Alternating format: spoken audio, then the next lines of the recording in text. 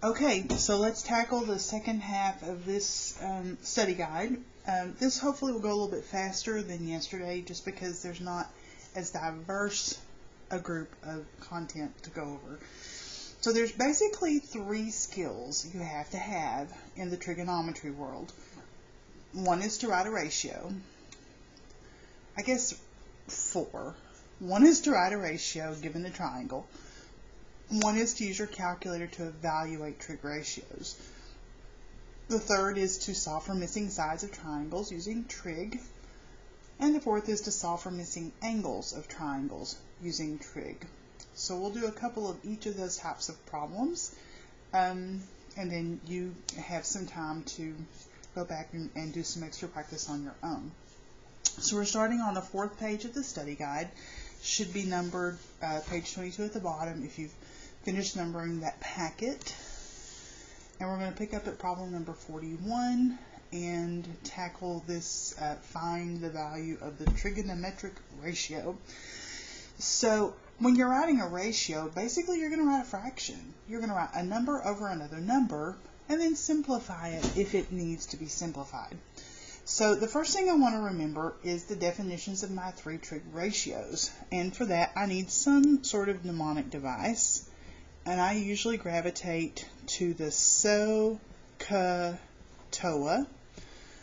And this reminds me that sine is opposite over hypotenuse. Cosine is adjacent over hypotenuse. Tangent is opposite over adjacent. Okay, so for number 41, I want to write a cosine ratio. And for a cosine ratio that starts with a C, I need adjacent over hypotenuse. So I know I'm going to need adjacent over hypotenuse. And then I also need to note what the name of this angle is. Angle A means that I've got to find vertex A right down here in the bottom corner. That is the reference angle that I have to use to decide which sides are which. Now, the legs make the right angle, which means 35, the longest side, is the hypotenuse. So I'm going to go ahead and label the hypotenuse. It's the easiest one to nail down. Of the other 2 sides, one is opposite and one is adjacent to angle A. Adjacent means it's attached to angle A. So of the 2 legs, the only leg that's attached to angle A is 21. So that's the adjacent leg. That means this across the triangle from leg 28 is opposite. I need adjacent over hypotenuse. Adjacent is 21 units long. So 21 is my top number. Hypotenuse goes on the bottom. Hypotenuse is 35. Now, if that ratio is completely simplified, then I'm finished. If it's not completely simplified, I do need to simplify it. So let's see what our calculators will do for us. If we checked out an Inspire, like Ms. Rice recommended, before we started these NTI days, we can type in 21 over 35 with the divide sign, or we can do Control Divide and get a template and do 21 over 35. And the calculator will tell us that that simplifies down as 3 over 5, and we can end with that. This Desmos calculator that I have given you a link for, if I do 21 divide by 35, this calculator will give you a 0.6. But do you notice this little button right here? What happens if I push that? Oh, it'll give me a 3 over 5. So it's a pretty sharp little calculator in that it will give you a fractional form if there's a pretty fractional form that exists. Okay? Another option would be to actually click on this fraction button to start with and then put in 21 over 35. And again, it's going to default to a decimal, And if you click on that little button right there, it'll toggle back and forth between a decimal or a fraction. So you still have a convert to fraction key even on this free online calculator. Use it if you need. Okay, let's do one more from this section. So how about we skip down to the very last one, number 48, and I need tangent. So tangent starts with a T. T goes with opposite over adjacent. So I'm going to jot down opposite over adjacent. So I'll remember what my ratio is. And I've got to use angle Z as a reference. Z's in this bottom right hand corner. With respect to that, 32 is across from. It's a leg that's opposite. 40 is the hypotenuse. I know that because it's the longest, and also the legs make the right angle, and across from the right angle, 40 is the hypotenuse. And then 24 is a leg that attaches to angle Z, so the attached leg is referred to as the adjacent leg. So opposite is 32, adjacent is 24. So I'm going to write opposite over adjacent as 32 over 24. And then I can use my calculator if I need to simplify that fraction down. Of course, if you're pretty savvy with your multiplication facts, you might know that 32 and 24 are both divisible by 8. And 32 will divide by 8 4 times, and 24 will divide by 8 3 times. And that will simplify down to 4 over 3. On a multiple choice test, your answers are typically going to be in simplified form, so you'll want to practice doing that step. Okay, ratios are done. You can finish the rest of that section for practice. We move on to finding the value of a trig ratio with the calculator. This says round to the nearest 10,000. That's 4 decimal places, which is typical for trig functions. We'll just do one of these because they're all pretty much the same. So let's take number 50, which is the tangent of 7 degrees. Okay, so if I use the Desmos calculator, I have a tangent key right here. Just going to click on tangent, and then I'm going to type in 7, and I notice that it's already set on degrees. I'm going to leave it there, and I'm getting this 0.122 rounds to 8 for my final answer over at the side. So that's all I've got to do. 0.1228, 0.1228 is the best decimal form. If you have this calculator, and some of you did check one out and you have one of these at home, you're going to go to your trig menu, which is beside the 7. And I know I've got a little bit of a glare going on here, so we'll try to move it and straighten it up. And then let's try there. That's better. And then we want to toggle over to tangent, press enter to paste it in, put a 7 in for your angle measure, and press enter, and you get the same answer as you do on the Desmos calculator. Alright, so those are really, really straightforward. Can you push the right keys on your calculator?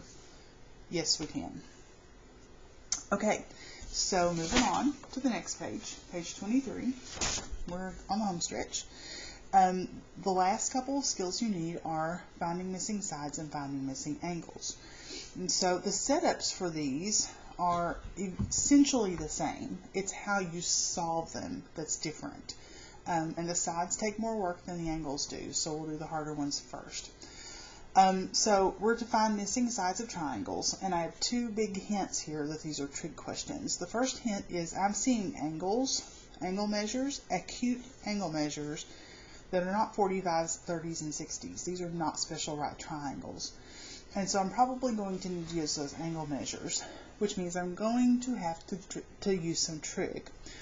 The other clue that I have that I need trig is that I only have one known side in each of these, And you can't use Pythagorean theorem if you only know one side. You have to use trigonometry. So these are definitely trig questions. So I'm going to pull out my trusty mnemonic device, SOHCAHTOA.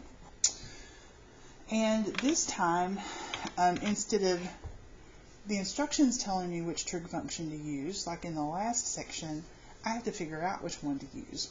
In order to do that, I'm going to have to examine how the sides that are labeled are related to the acute angle, the non-right angle that's been given. So I have a 51-degree angle here to work with, the number 54. That's going to have to be my reference angle, because it's just easiest to use the one acute angle that's been given. With respect to that angle, 10 is the attached leg, because it connects the 51 degrees to the right angle. So this is the adjacent leg. The hypotenuse is the bottom. It's opposite the right angle. It's unknown. I can't use anything that's unknown. And then opposite or across from the 51 degrees, the leg not attached to 51 must be the opposite leg. So instead of knowing which trig function to use, I have to see how my given sides are related to the given acute angle, and then pick the appropriate trig ratio that matches that pair of sides. So we have O for opposite and A for adjacent. If I look in my SOHCAHTOA, O and A are in the last of the three, which is the tangent. TOA is tangent, is opposite over adjacent. So then I need to write down the formula or the equation for tangent. So generically, tangent of an angle equals opposite over adjacent. That's my structure that I need. Remember, this is an open notes test coming up on Monday. You can refer to that formula structure in your 8-3 notes. Now let's put some numbers in. So A is for an angle. The angle we've been using is 51 degrees. Substitute that in.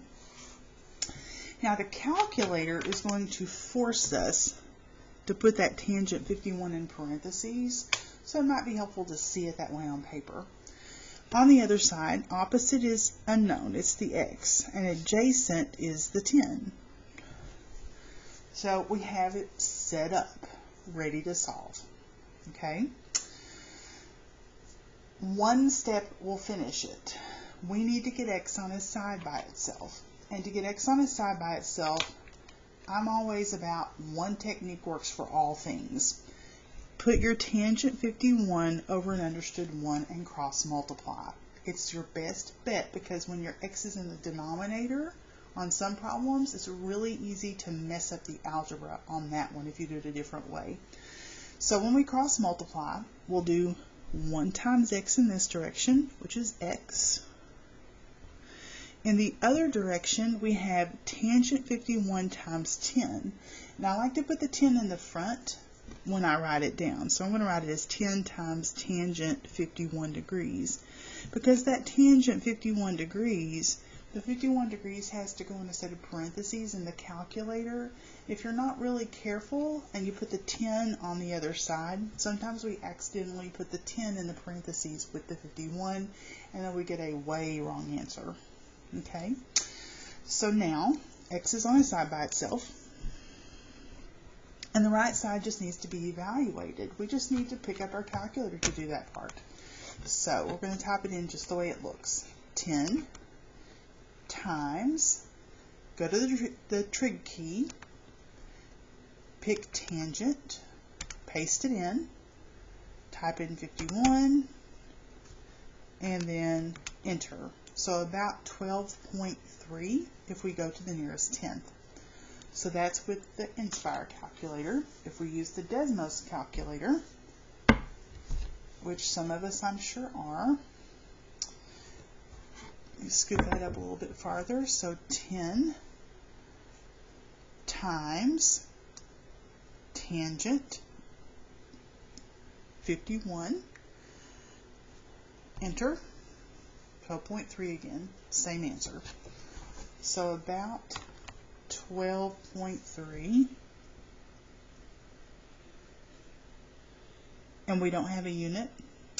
So that's all we know. Okay. All right, let's move on to the next section. You've got 5 more problems there to practice. And again, you have an answer key for this in the Unit 8 folder in Schoology. Go check your work after you've worked these. Make sure that you're on the right track. Okay, next section. We want to find the measure of an angle. So instead of having an unknown side, we have an unknown angle called x. And we want to find x. Again, it has to be a trig question. It certainly can't be a Pythagorean theorem problem because Pythagorean theorem only uses sides. Anything that involves an angle has to use trig unless it's a 45, 30, or 60 degree special case. So I need to find an acute angle to use for reference. Well, x is what I'm solving for. So x is going to be my reference angle here.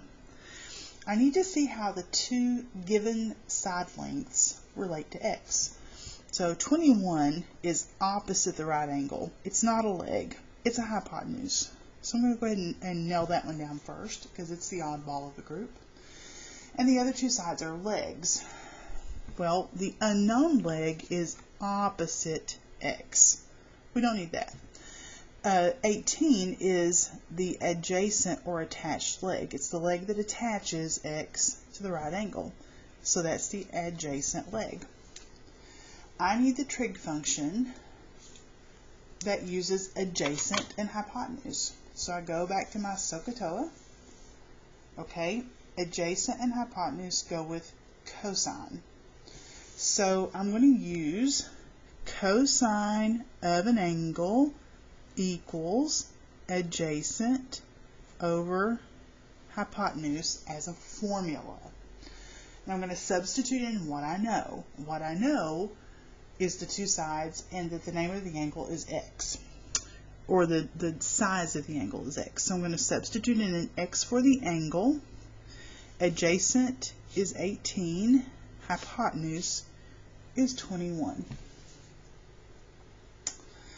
Okay, so the setup is essentially the same for both types of problems, the solving for sides in this top part and solving for angles in the bottom part. The difference is how you solve for x. It's the algebra that changes here, because now the unknown is on the left side of the equation with the x. And we know that this x is in an understood set of parentheses. We just don't normally write them down. And so to get x by itself, I need cosine to go away. And this isn't multiplication. This isn't cosine times x. This is cosine of x. It's its own type of function, and it needs an inverse. So we learned right before spring break, right after spring break, we learned that every trig function has an inverse. So if we go back to our trig keys on the calculator and bring it down here where we can see it a little bit better, the inverse sine, inverse cosine, inverse tangent are in the bottom row of your options. And those are your undo keys. Inverse sine will undo sine, inverse cosine will undo cosine, inverse tangent will undo tangent. I need some undo buttons. So on paper, what that looks like is we take the inverse cosine of the left side, and we take the inverse cosine of the right side, which is kind of like taking the square root of both sides when we do Pythagorean theorem. What you do to one side, you have to do to the other. And then the inverse cosine and cosine will cancel each other. And that leaves on the left side of the equation just the x. On the right side, we have to actually key in inverse cosine of 18 over 21 in the calculator. So let's pull our calculator back up, and we're going to pick inverse cosine, press enter to paste it in, and we're going to put 18 over 21 for the input. It's going to match exactly what I have written on paper, and when I press enter, it'll tell me that that is approximately 31 degrees. And this one says to the nearest degree, which means I'm just going to round to the nearest whole number, so approximately 31 degrees. Now the Desmos calculator, the online free graphing calculator or a free scientific calculator, you have to push an extra button. So I don't know why I'm getting those pictures. I have this main option, ABC option, and then I have function. That function has additional functions in it. That's where I need to go. So press that function button right there, and all of the extra trig functions pop up that you would need. So we're going to click on inverse cosine, paste it in, and then we'll do back to main, so we get our fraction. Do a fraction template and put in 18 over 21, and the calculator says that's about 31 degrees. Same thing we got with the Inspire. Okay, all of this section, find the angle to the nearest degree, same type of work. Your trig function can change depending on which pair of sides you have, but the rest of the work is the same. It's 2 steps. 1 step to set it up, and then 1 step to find x, to get x on a side by itself. So that section should go pretty quickly. Again, check your work using the answer keys in the Unit 8 folder. And that takes us to the last page, and the last page is word problems. And so for the word problems, the hardest thing here is just getting the picture drawn. But the math that you use, it's the same math that we used on the other 5 pages. So how about we draw some pictures, and then you go back and do the math that goes with them. Okay, so a painter leans a 15-foot ladder against a house. The base of the ladder is 5 feet from the base of the house. How high on the house does the ladder reach? Okay, there's my house. There's the ground. Ladder's leaning against the side of the house. I'm going to assume the house is standing up straight. Makes a right angle with the ground. The ladder is 15 feet long. We have a 15-foot ladder. So the ladder's leaning. So 15 feet is the length of the ladder, and that's your hypotenuse. The base of the ladder, that's the bottom of the ladder, is 5 feet from the base of the house. Base of the house is here, so 5 feet across the bottom of the triangle. How high on the house does the ladder reach? That's the unknown. That one you can solve with Pythagorean theorem. X squared plus 5 squared equals 15 squared, and you finish it up. Number 69, we're going to move on quickly through these pictures, and then you can have some time to finish them up. We have a football field. Typically those are rectangular, right? So a rectangular football field.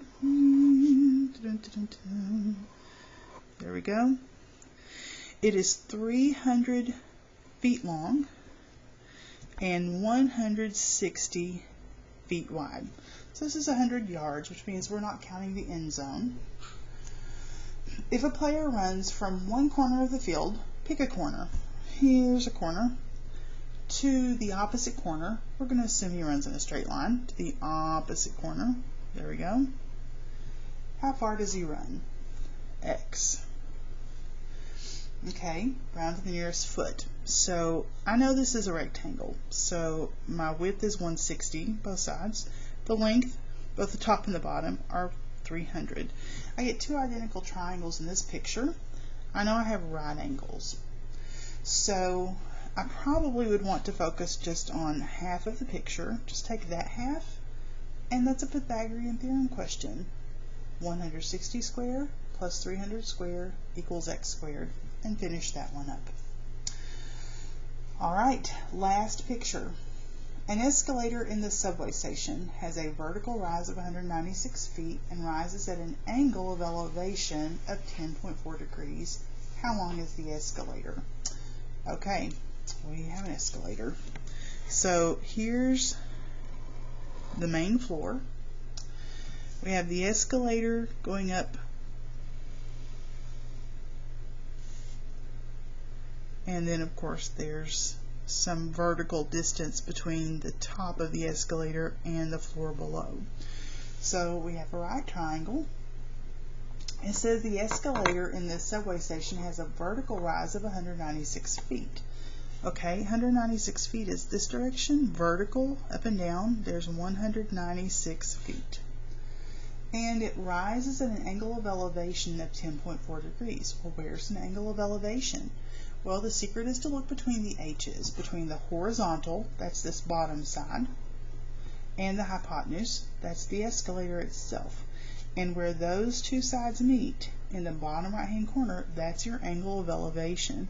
It's almost always in the bottom of the triangle, but it is always where the horizontal side meets the hypotenuse.